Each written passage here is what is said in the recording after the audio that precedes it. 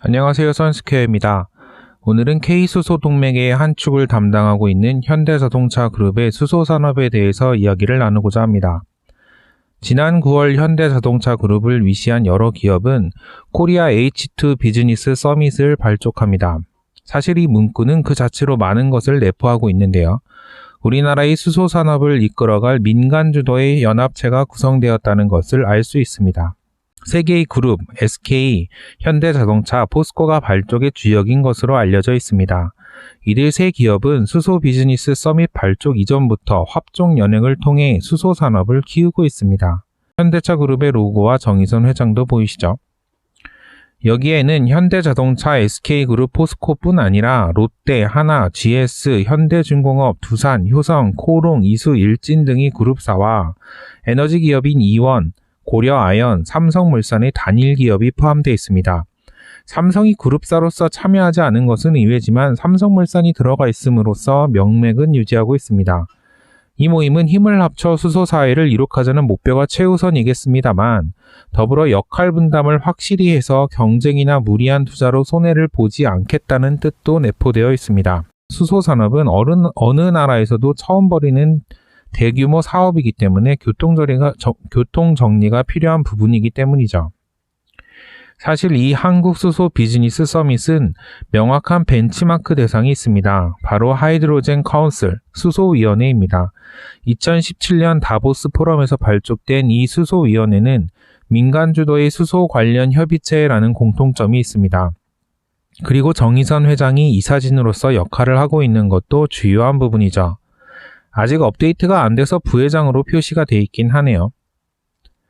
화면에 보이시는 기업들이 수소위원회 멤버사들입니다. 우리가 흔히 아는 3M, 에어버스, 보쉬와 같은 회사들로부터 현대자동차, 아우디, BMW, 도요타 등 완성차 업체, 그리고 수소시대의 핵심 기술을 가지고 있는 린데나 에어리퀴드 같은 회사들도 눈에 띕니다. 아무튼 우리나라의 수소 비즈니스 서밋은 민간 주도로 수소 사회를 구현하기 위한 투자를 하겠다는 의지가 있습니다. SK그룹이 18조 5천억 원, 현대차가 11조 1천억 원, 포스코가 10조 원 등 앞서 말씀드린 주도그룹 3개의 투자 금액만 40조에 육박합니다. 이렇게 규모가 커지는 것은 수소가 그만큼 처음 시작하는 사업임을 역설적으로 보여줍니다. 말이 수소 생산, 연료전지 생산 기지 구축 이렇게 돼 있을 뿐이지 아직까지 변변한 공장이 있는 상황은 아닙니다. 대규모 공장을 지으려면 조 단위까지 투자금이 들어가는 걸 생각하면 결코 많은 금액은 아닌 것이죠. 현대차는 수소 자동차 및 수소 연료전지 개발에 11조 1천억 원을 투자하겠다는 계획입니다. 역시 자동차 회사답게 모빌리티에 집중된 계획임을 알 수 있습니다. 그런데 이 11조 1천억이라는 비용은 한 해의 비용이 아닙니다. 현대자동차의 경우 2030년까지 약 10년 동안 사용될 비용임을 감안할 필요가 있습니다. 화면은 현대자동차 사업보고서상의 연구개발 비용인데요. 2020년에 3조 1천억 원, 2019년에 3조, 2018년에 2조 7천억 원 정도로 매년 약 3조 원이 연구개발비로 사용된다고 보실 수 있습니다.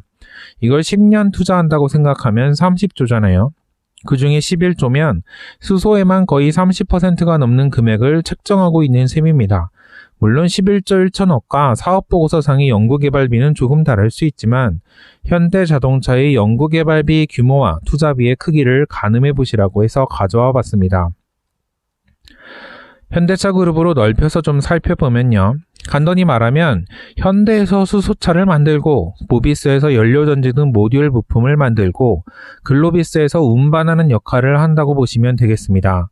사실 개인적으로 여기서 중요한 것은 현대제철의 역할이라고 생각합니다. 다른 회사들은 기본적으로 수소차에서 수소를 소비하는 데 초점이 맞춰져 있습니다. 수소차에서 수소를 만들지는 않잖아요. 현대제철을 제외하면 수소를 생산할 수 있는 회사가 없죠. 결국 소비를 하려면 어디선가 수소를 사와야 하는데 그룹 내에 없다면 다른 곳에서 찾아야 합니다. 물론 이게 기존의 가솔린 사회라면 정유 주유소 산업은 따로, 자동차 제작업체는 자동차 제작만 하는 구조가 가능하죠. 그런데 전기차의 사례에서 보듯이 수소 역시 자동차 제작 업체에서 수소까지 공급해야 하는 상황이 될 수 있습니다. 때문에 현대차에서도 수소를 안정적으로 확보하기 위한 경쟁을 하고 있다고 볼 수 있는 것이죠. 다음에 다시 얘기를 하게 될 수 있겠지만 SK 같은 경우는 그 반대죠. 수소 생산 밸류 체인을 만들 채비를 열심히 하고 있습니다. 기본적으로 정유회사이기 때문에 부생수소를 활용할 수 있는 것이죠. 자칫하면 현대차는 다른 그룹에서 수소를 사서 적용해야 하는 상황에 몰릴 수 있습니다. 물론 비즈니스 서밋 등으로 서로 도움을 주고받게 되겠지만 아무래도 내부에서 소비하는 것과는 다르겠죠. 아무튼 현대차는 수소차를 만들어서 수소 사회를 구현하는 이른바 모빌리티에 관심이 많습니다. 사실 현대자동차의 수소 사랑은 좀 더 과거로 올라가야 하는 이야기입니다. 2018년에 현대모비스 수소연료 전지 공장을 신축하면서 이른바 충주선언이라는 것을 하는데요. 수소 전기차를 넘어 수소를 주요 에너지원으로 하는 수소 사회를 선도하기 위해 한 단계 더 도약할 것이라는 캐치프레이즈가 있죠. 현대는 저 시점부터 수소 전기차 이후를 바라보고 있었다, 이렇게 볼 수 있습니다. 구체적으로 살펴보면 2022년에 연 4만 대, 2030년에는 글로벌 연간 판매 예상 200만 대의 4분의 1인 50만 대 수준까지 생산하겠다는 목표를 세웠습니다. 이게 사실 4분의 1이라는 목표보다 2022년 연 4만 대라는 목표가 더 어려운 것이 현실입니다. 그러니까 현대차의 기대만큼 수소차 시장이 크지 않고 있다는 것이죠. 2021년 올해 글로벌에서 1에서 7월까지 팔린 수소차는 약 13,000대 수준입니다. 당장 내년이 2022년임을 감안하면 소소한 수준이죠. 단순히 4만 대를 못 넘었다 이걸 떠나서 같은 친환경 차량으로 분리되는 전기차는 상반기에만 178만 대가 팔렸다는 것은 생각해야 할 것이 많은 문제입니다. 그중 테슬라가 약 40만 대 정도 팔았고요. 물론 적은 대수가 팔리는 와중에도 현대차의 점유율은 유의미하게 1위를 달리고 있습니다. 현대는 이 순위를 계속 유지하고 싶어하는 것이죠.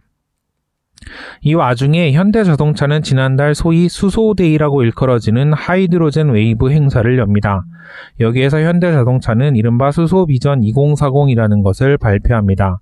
수소를 편리하게 쓰는 대중화 시대를 2040년에 달성한다는 캐치프레이즈를 바탕으로 발표된 내용은 다음과 같습니다. 투자 규모는 말씀드린 대로 11조 원대를 넘어설 것으로 보이고요. 2023년, 그러니까 당장 2년 안에 3세대 수소연료 전지 시스템을 출시하겠다라고 밝히고 있습니다. 현재 넥소가 2세대 중에서 110kW급, 엑시언트가 190kW급의 수소연료 전지 시스템을 갖춘 것으로 알려져 있죠. 그러니까 현재의 것보다 더 나은 수소연료전지를 갖추겠다는 의미입니다. 이날 발표된 새 수소연료전지에 따르면 넥소급인 100kW에서는 부피가 30% 작아지고 엑시언트급인 200kW에서는 크기는 같고 출력은 2배인 기술을 공개하기도 했습니다.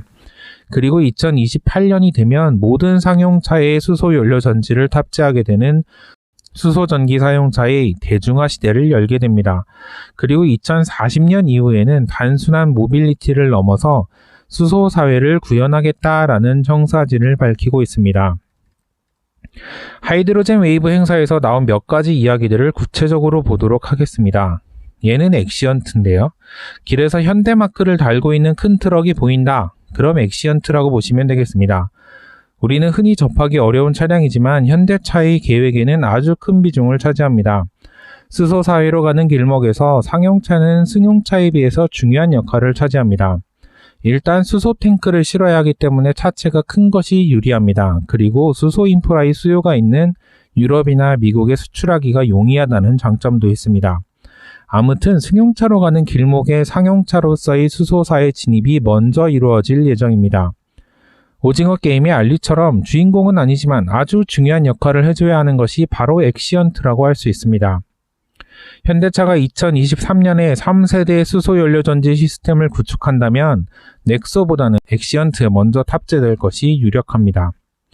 차세대 운송수단으로서 트레일러 드론이라는 것도 내놓았습니다. 이복이라고 하는 모빌리티를 앞뒤로 2개 연결하고 그 사이에는 수소연료전지를 탑재한 것이죠. 그 위에는 지금처럼 트레일러가 올라갈 수도 있고 구급 키트가 올라갈 수도 있습니다. 트레일러는 드론 등이 탑재되어 있어서 라스트 마일을 책임진다는 구상이죠.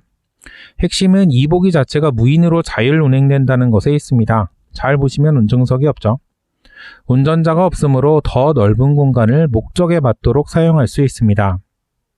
사실 트레일러 드론을 보고 SPMT를 떠올리신 분도 있을지 모르겠습니다. 그렇다면 건설이나 물류 쪽 일을 하는 분이 아닐까라는 생각이 드네요. 아무튼 SPMT란 녀석은 아주 신통방통합니다.